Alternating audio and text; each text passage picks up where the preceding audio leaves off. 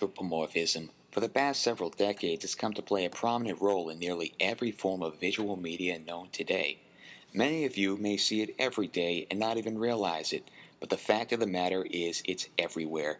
Whether it be film, TV, video games, literature, comics, toys, costumes, and even basic artwork of several varying mediums. Though that may seem like an awful lot to take in, by definition, it's a fairly simple concept. So you may be wondering, what exactly is anthropomorphism? Well, I'm glad you asked. Now, biologically speaking, it is defined as the attribution of human motivation, characteristics, or behavior to non-human organisms or inanimate objects. Now, most commonly, this is attributed to animals, but it certainly doesn't end there. In religion and mythology, it can go so far as to represent one's perception of divine beings. That being the case, perhaps it's best that I start from the beginning. Though the concept was originally coined back in the mid-1700s, the concept itself has been around for roughly 40,000 years. As evidenced by some of the earliest examples of animal-shaped or zoomorphic artwork. One of the oldest known being an ivory sculpture, the Lion Man, a human-shaped figurine with a lion's head, determined to be roughly 32,000 years old. It remains unknown what these prehistoric artworks were meant to represent, though the impact they made has become abundantly clear. The concept also lent itself greatly as a device in literary works such as fables dating back to 6th century BC Greece and collections from India, the Jataka tales, and Panchatantra, both of which employ anthropomorphic animals to illustrate specific principles of life. Fairy tale authors have taken advantage of the subject as well in story collections such as The Brothers Grimm. No, not that movie.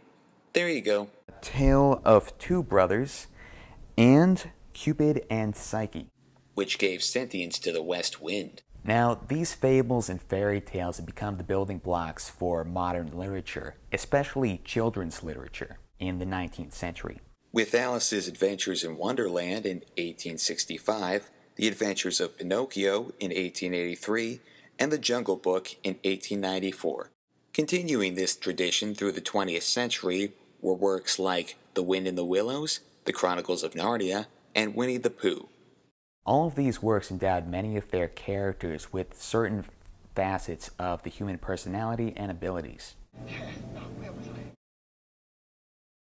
No media forms have featured anthropomorphism more prominently than film and TV, especially those produced by Disney, who introduced us to characters such as Mickey Mouse, Donald Duck, and Goofy. He's a dog, right? But then what's up with Pluto? Huh. Anyway, continuing this trend in 1930 were the Looney Tunes.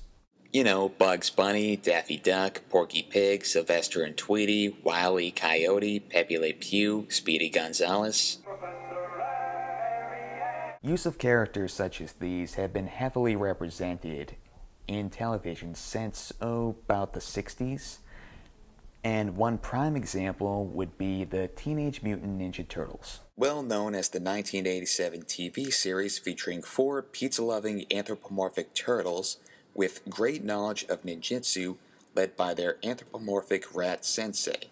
Though initially based on a comic, the turtles have found a home in several other forms of media, such as toys, video games, films, and multiple other TV series.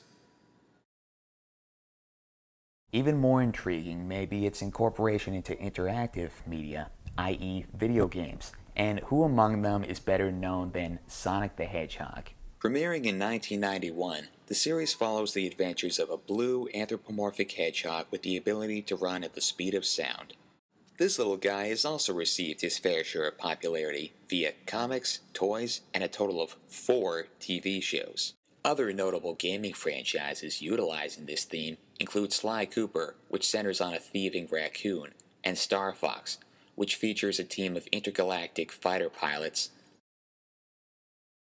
Many commercial items can also thank anthropomorphism for bringing them customers, as they tend to utilize it for their mascots. such as the Trix Rabbit, Tony the Tiger, Toucan Sam, Chester Cheetah, and the Carfax Carfox. Commonly referred to as anthro art, artists from all over the world have experimented in creating their own unique anthropomorphic characters, and literally thousands are added to the web every day.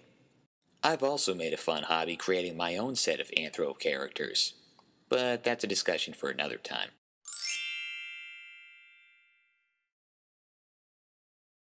Anthro art in itself has also gone on to spark an entire community which has continued to grow to this day. That community being furries. Now, based on my research, I've concluded that a furry is a person who creates an alternate animal persona for his or herself, or a fursona, and goes on to roleplay as said character through artwork, stories, and even by constructing their own fursuits and attending conventions. Again, the subject doesn't just revolve around animals. Remember Audrey 2 from Little Shop of Horrors? Does this look inanimate to you, punk? Grandma Willow from Pocahontas, Thomas the Tank Engine, and even Cars. Taking all of this into account, I think it's become painfully clear that anthropomorphism has only continued to grow with each passing year, and it's definitely not about to go anywhere.